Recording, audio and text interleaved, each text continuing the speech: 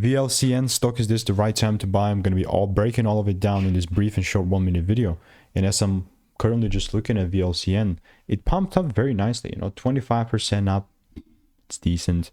I myself, having done well over 42,000 videos, I've personally seen what's printing me money and what is not. And I'm here to tell you that this is actually, I know it went up and whatnot, but it's not looking good that much, right? Really bearish range, to say the least. Like, unless there is a big catalyst or some good breaks above 690, then I'm not looking to take it up.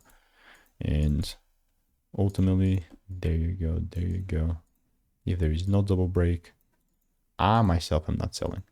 So that's how it's looking like. And if you want to learn how I'm making 5-10K per month trading, just click the first link in the description and get my free emails and insights. And really anything else that I wouldn't be freaking touching is this. I'm sticking it like that, and I need more candles to appear, which is market needs to open. Goodbye and enjoy.